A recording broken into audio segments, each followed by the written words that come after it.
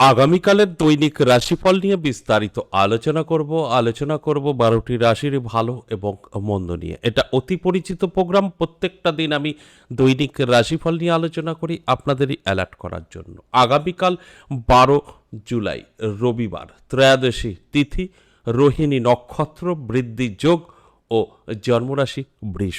এবার 12টি রাশিকে নিয়ে বিস্তারিত আলোচনা করব। কোন কোন দিক থেকে ভালো, কোন কোন দিক থেকে খারাপ, সবটাই বলবো এবং বোঝানোর চেষ্টা করব। তাই সঙ্গে থাকার অনুরোধ রইল। শেষ পর্যন্ত দেখলে বা শুনলে জানতে পারবেন আগামীকালের রাহুকাল সময় এবং লাকি নাম্বার, শুভ সময় বেশ কিছু জাতক জাতিকাদের কাজে আসবে। তাই প্রত্যেকটা দিন আলোচনা করার সময় একটা কথাই বলি, অ্যালার্ট করার জন্যই আমার এই আলোচনা। এই আলোচনা থেকে অ্যালার্ট যদি হতে পারেন, আপনার ভাগ্য আপনি অবশ্যই বদলাতে পারবেন।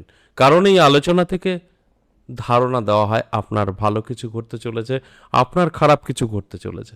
আপনি চাইলে খারাপটাকে আটকাতে পারবেন, ভালোটাকে অবশ্যই নিজের জীবনে অ্যাপ্লাই করে আপনি আপনার ভাগ্য বদলাতে পারবেন।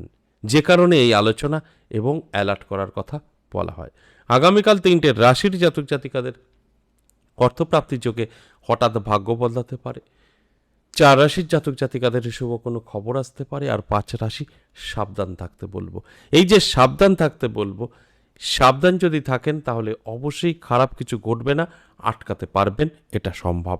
আর যাদের ভালো কিছু বললাম, যাদের শুভ খবর আসতে পারে, তারা যদি অ্যালার্ট থাকতে পারে তাহলে কিন্তু সেই একটা খবর তাদের ভাগ্য বদলে দিতে পারে। আর যাদের প্রাপ্তিযোগের কথা বললাম, 3টে রাশির যদি অ্যালার্ট থাকে তাহলে কিন্তু অবশ্যই প্রাপ্তিযোগে তার ভাগ্য বদলাতে পারে। যদি তারা ঘুমিয়ে শুয়ে বসে থাকে, কোনো রকম চেষ্টা না করে, অ্যাপ্লাই না করে, আমার এই আলোচনায় আপনার জীবনের খুব একটা পরিবর্তন আসবে না। কারণ আমি আপনাদেরকে অ্যালার্ট করার জন্য এই আলোচনাগুলো করি যে আপনার এই হবে। আপনি অবশ্যই আপনার জীবনে অ্যাপ্লাই করবেন, তবে এর ফলাফল পাবেন, তাছাড়া কিন্তু সম্ভব নয়। অবশ্যই সঙ্গে থাকুন, আলোচনা করব, আলোচনা থাকবে। তার আগে আমার সাথে কিভাবে যোগাযোগ করবেন সেই বিষয়টা একটু বলি। নমস্কার, জয় মা কামাখ্যা, জয় মা তারা। যারা ভীষণভাবে বিপদে আছেন, কি করবেন বুঝে উঠতে পারছেন না, বহু জায়গায় গিয়েও কোনো আপনার লাভ হয়নি, কারণ হয়তো প্রতিকার প্রতিবিধান করতে পারেননি। তাই আমি বলি একবার হলেও আমার সাথে সাক্ষাৎ করতে পারেন।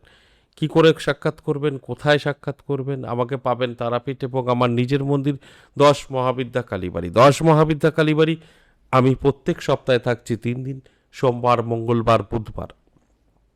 এছাড়াও আপনি বহুদূর থেকে দেখছেন, ভারতবর্ষের মধ্যে হতে হবে, আপনি আসতে পারছেন না, আপনি আপনার বাড়িতে বসে, আমি আমার মন্দিরে বসে আপনার সমস্যার সমাধান অবশ্যই হতে পারে, সেটা অনলাইনের মাধ্যমে।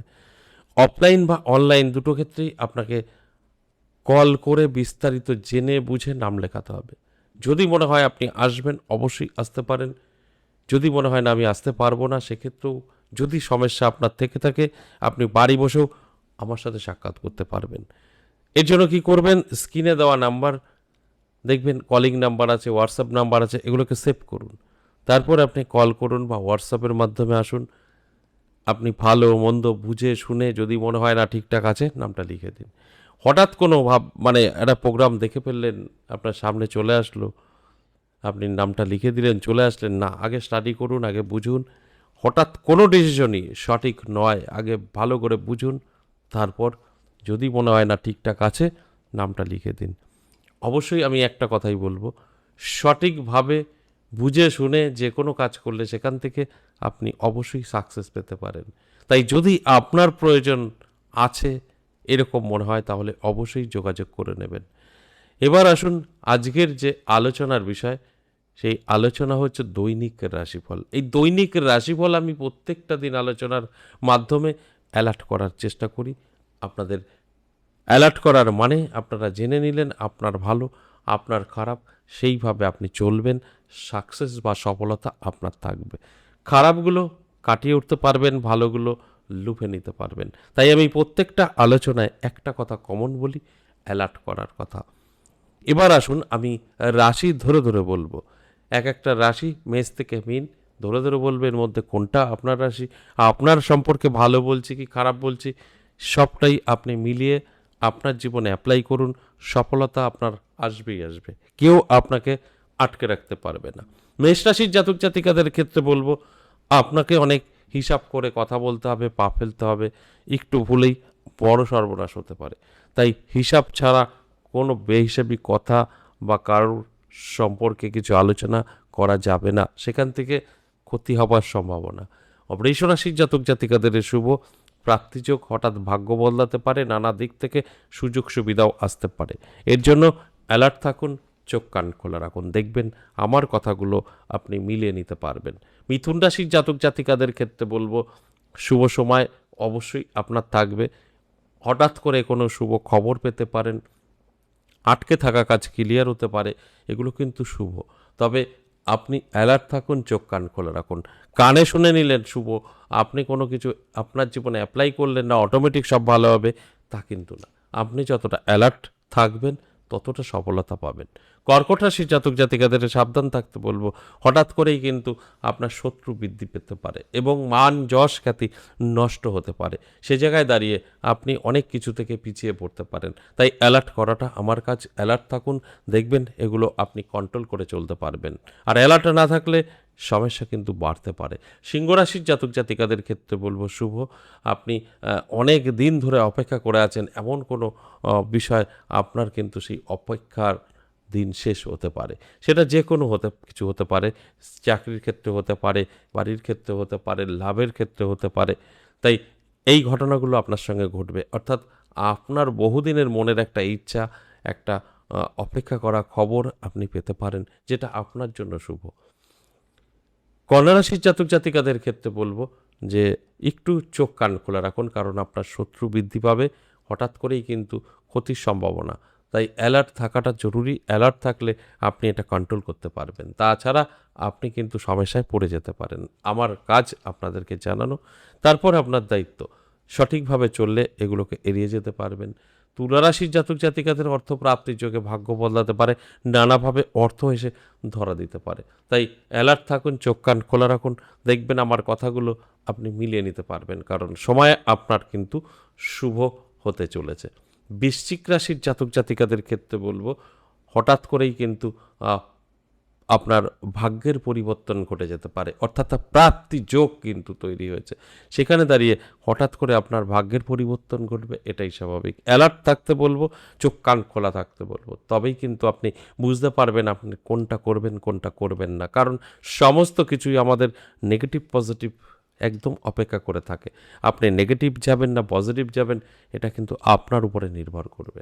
তাই অ্যালার্ট থাকুন। ধনুরাশির জাতক জাতিকাদের ক্ষেত্রে বলবো, আপনার সময়টা কিন্তু খুব একটা ভালো যাবে না। শত্রুতা বাড়তে পারে এবং আর্থিক দিক থেকে পিছিয়ে পড়তে পারেন। আপনার অর্থ হানির যোগ কিন্তু রয়েছে।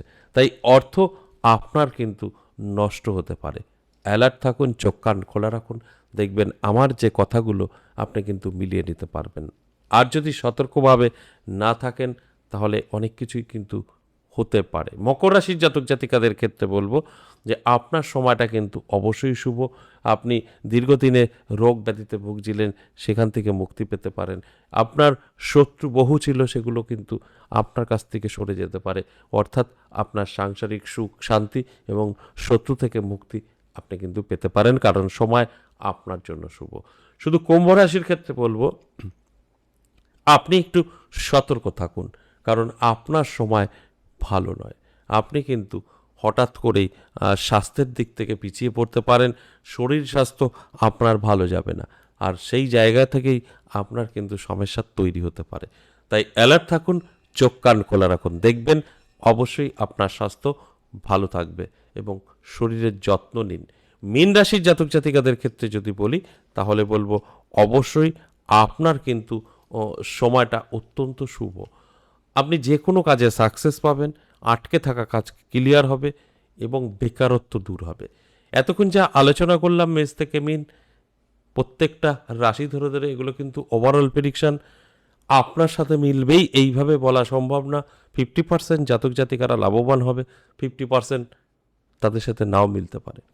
এগুলো আপনারা আপনাদের জন্মছক বা হস্তরেখা বিচার বিশ্লেষণ করিয়ে নিলে সঠিক তথ্যটা জানতে পারবেন।